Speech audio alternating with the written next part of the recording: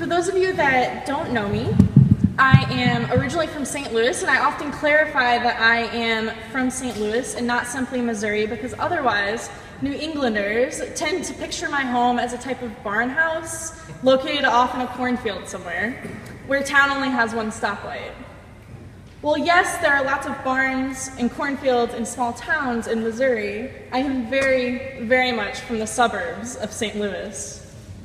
However, there is something I have in common with my fellow Midwesterners. That is, perhaps I didn't realize it until I was a bit older and in a serious relationship, but apparently it's common among us Midwesterners to sweep all of our problems under the rug, pretend they don't exist, avoid them, and continue on like we are all fine and dandy. Maybe this is something you can also relate to. I grew up in a wonderful and loving family, but one of our major faults, something that absolutely shaped me as an adult, is our unwillingness to confront problems or issues. Though it may not seem like it now, from this I grew to be an incredibly non-confrontational person, avoiding conflict or sticky situations at all costs. I like the idea that we can sweep it under the rug and it takes on this form of out of sight and out of mind. My Midwesterner attitude, however, seemed to find the most perfect woman that is quite literally the opposite of this conflict style. She insists on actually talking about things, confronting problems and working through them. This new way of dealing conflict and sitting in difficult conversations and occupying difficult spaces was somewhat perplexing to me. Though I hold on to the idea that my way was much easier, I must admit that her way absolutely yields more personal and relational growth. It conveys a sense of trust, and ultimately it's allowed us to find greater insights within our relationship. So when I was reading the gospel lesson today, I found myself taking on my old Midwesterner ways. I wanted to focus on Jesus, the Comforter, the one who is trying to smooth things over, come and be the Savior. But there is really no way to avoid the fact that the readings from Acts and John's are stories of death. These are deeply uncomfortable stories.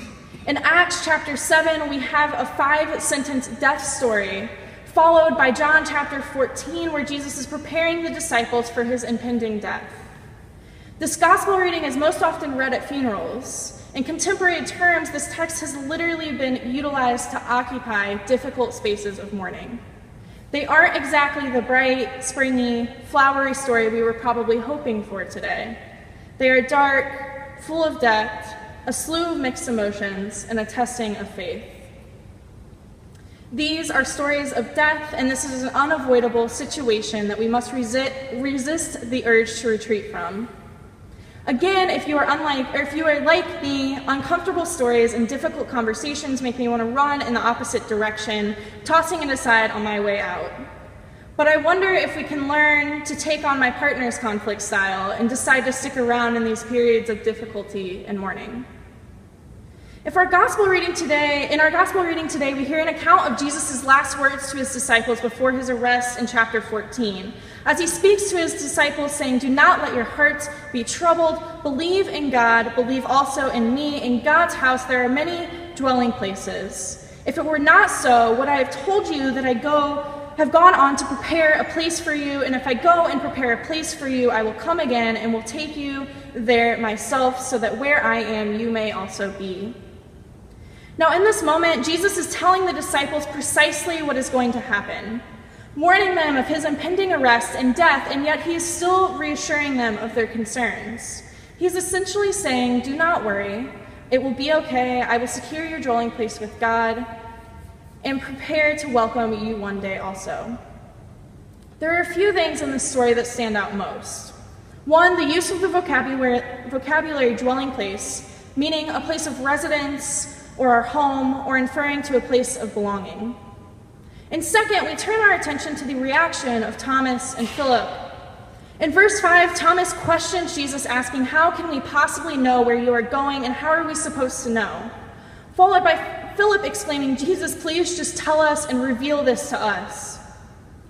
I believe that this is the pivotal point in this story, the point in which the focus is turned away from Jesus as comforter and onto the reactions of the disciples.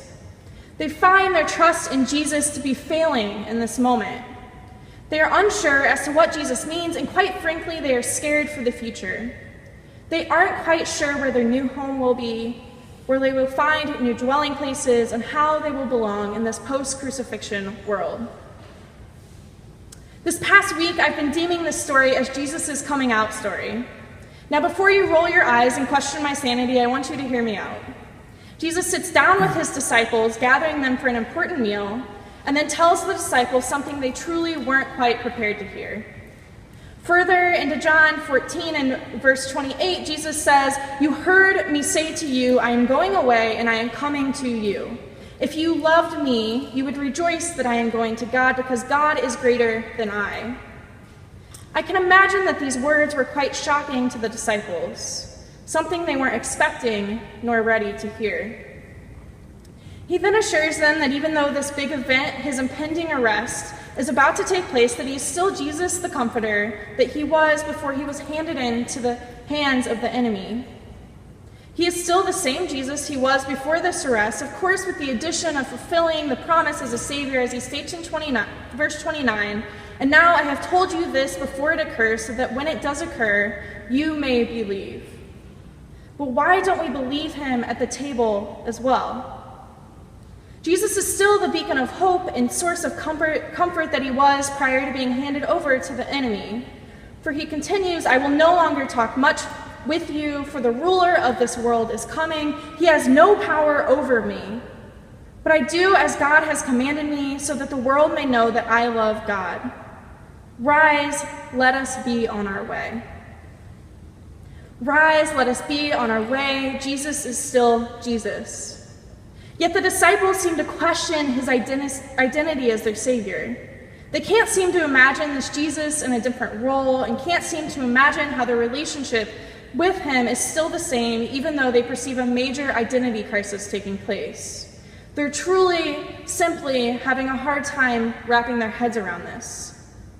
Does this all sound a bit familiar now?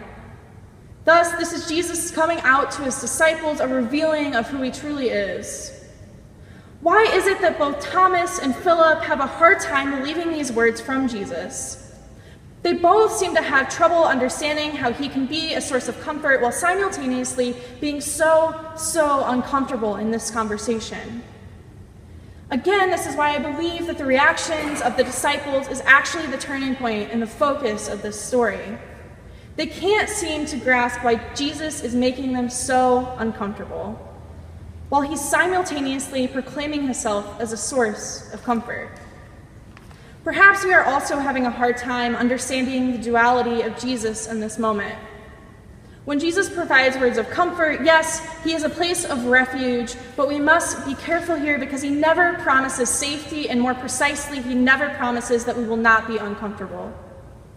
As worldly Christians, I would actually argue that it is quite the opposite. That as Christians, we are called to step into these moments that are uncomfortable, difficult, and clunky. We are called to gather around this table with Christ and have difficult conversations that lead us to growth. We are called to occupy spaces that others refuse to occupy because they are just too uncomfortable. We were never promised a comfortable life in Jesus, but we were promised a comforting Jesus. This duality is vital to our understanding of our relationship with Christ in this world today. We are called to step into these difficult places, to occupy spaces that others refuse to go, and this is precisely at these tables that we find the comforting words of Christ. Perhaps this is why we find this reading at funerals so often. They are uncomfortable spaces, spaces designated for mourning, and it is here where we encounter Jesus, the Comforter. This uncomfortability is already built into this very community. You see, MCC is no stranger to occupying spaces that others refuse to go. Birthed from Troy Perry in 1968 after a failed suicide attempt, a harsh breakup, and the arrest and harassment of a gay friend, Troy held MCC's first service in San Francisco in his very own living room with a coffee table for an altar. MCC would soon be a refuge for the LGBTQ+ community. As they began a year before the Stonewall riots, and as it proved to be a place of refuge during the AIDS epidemic of the 1980s, can we finally see the duality of Jesus in this community. Where we find Jesus in this community, we see that he prepared a dwelling place for the queer community, a home and a place of belonging. It is here that this community was birthed out of discomfort and pain, that sought to occupy a space that others refused to occupy, and it is exactly in this place of discomfort that we find Christ the Comforter. Now, before I end, I want to recognize that all discomfort and pain is not healthy, that there is a healthy line of discomfort that is acceptable and allows us to see Christ as Comforter. And when we pass this threshold of discomfort, we have a difficult time finding Jesus' comfort and hope. This is a truly important nuance, because we are by no means suggesting that Christ asks for human suffering, but instead that when we encounter pain and difficulty, that we seek the comfort of Christ. We must understand that he asks us to sit in difficult conversations, confronting difficult problems at hard tables, but not necessarily crossing that threshold to complete suffering. If we find ourselves in these places of suffering and abusive relationships, encountering medical difficulties or battling mental illness, among others, John chapter 14 reminds us that Jesus will be found there also. As worldly Christians, we must show that Christ is found in pain, discomfort, and difficulty, revealing this comfort through this very community. Even further, as Christians and Jesus is coming out to his disciples, blindsiding them with something they aren't quite prepared to hear, he asks them to sit at the table with him. He invites them into a difficult conversation, a place of mourning, a place of trust, and ultimately a place where he offers comfort in their discomfort. This story leads me to ask, at what tables do we find Jesus? As we mentioned, as an MCC community, this table is built into the core of our identity, willing to occupy seats and positions at this table that others simply refuse to accept. But in our world today, where do we find Jesus at our difficult tables? And are we even sitting at them? I am utterly convinced that as a community of Christians, we are pushed to find Christ in those around us, our neighbors, our friends, and our fellow believers. And the days after Jesus' crucifixion, where was it that the disciples felt the physical and emotional absence of Christ, and where did they look? It turns out that they too found Christ in those who surrounded us. When we look around us, what do we see Christ alive in our community, and how can we extend and provide the comfort of Jesus to others while simultaneously expanding our comfort zones along with theirs? We must be reminded that Jesus is Comforter, and we find ourselves when we find ourselves in places of discomfort, and we find that in this community we find Christ in our neighbors and in our very own community. Please join me in prayer. Holy God, please help us to find our places of belonging and our dwelling spaces. Help us to understand when others might need to be guided into those dwelling spaces, when they might be looking for a home.